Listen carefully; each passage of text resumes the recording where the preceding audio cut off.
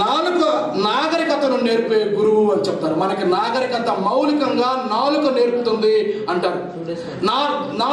దంతాలను నాలుక అడిగిందంట, మీరు చాలా మేలు చేస్తారు, అన్ని ఆహార పదార్థాలు నమిలి పెడతారు, మీకేమైనా కావాలన్నా నా నుంచి సహాయం అంటే, అమ్మ నీ నుంచి సహాయం మాకు అవసరం లేదు, మాట్లాడేటప్పుడు ఆచి తూచి మాట్లాడు, నువ్వు సరిగా మాట్లాడకపోతే మా రాలగొడతారు, మా పళ్ళు రాలగొడతారు అంటే.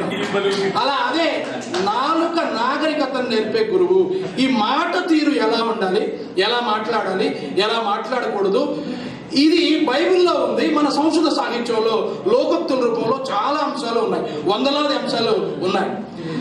ఉన్నతరు పర ఇంగాళ్ విలియల్ అని మలయాళంలో సామెత. అంటే ఉన్నది ఉన్నట్లుగా కుండ బద్దలు కొట్టినట్టుగా గుండె బద్దలు కొట్టి మాట్లాడాలి. అలాగే నుడిదరే ముత్తిన హార దంతిరబేకు, కన్నడంలో బసవేశ్వరుడు ముత్యాల హారం లాగా మాట్లాడాలి. నుడిదరే మాణిక్యద దీప్తి అంతిరబేకు, మాణిక్య కాంతిలాగా మాట్లాడాలి అంటారు. ఇక మాట తీరు గురించి, అరసిక జన సంభాషణతో రసిక జనైన వరం వాక్కలహ అని ఒక సంస్కృతంలో సూక్తి ఉంది. సహృదయుడు కాని వారితో మాట్లాడటం కంటే సహృదయుడితో వాదులాట పెట్టుకోవడం మంచిది అని చెప్పారు డైరెక్ట్ గా.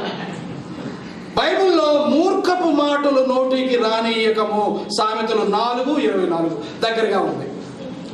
అలాగే మూర్ఖునితో మాట్లాడకము, మూర్ఖుడు గురించి భద్రహరి చెప్పిన దానికి దాదాపుగా అంత బాగా, అంటే మూర్ఖుడు తలని రోట్లో వేసి రోకరితో దంచినా వాడు మాడని మూర్ఖత్వం గురించి భద్రహరి చెప్పిన అంశాలకి దీనికి చాలా సామీప్యత కనబడుతుంది. అలాగే పరుష సంభాషణ గురించి, ఉద్యమానో అపి పరుషం నోత్తరం ప్రతిపద్యతే అని సంస్కృతంలో ఉంది.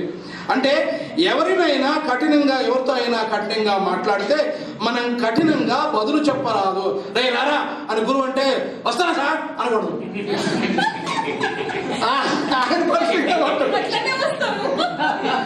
మనం చూస్తున్నాం కదా, ఏంద్రా లేట్ ఏంటంటే ఆ బస్సు లేట్ ఏంటంట. మాట తీరు దగ్గర సంస్కారం ఉంది బాబు, వ్యక్తిత్వ వికాసం ఇక్కడ ఉంది, ఇది నేర్చుకోవాలి ముందు. మనం కఠినంగా బదులు చెప్పరాదు. కుటిలమైన మాటలు పలుకువాడు దుష్టుడై ఉన్నాడు. ఎవడు దుష్టుడు అంటే మర్డర్ చేసిన వాడు కాదు, దొంగతనం చేసిన వాడు కాదు, ఎవడైతే పరుషంగా మాట్లాడతాడో వాడు దుష్టుడు అని మనకి వైదిక సాహిత్యంలో, సంస్కృత సాహిత్యంలో రిపీటెడ్ గా చెప్పారు.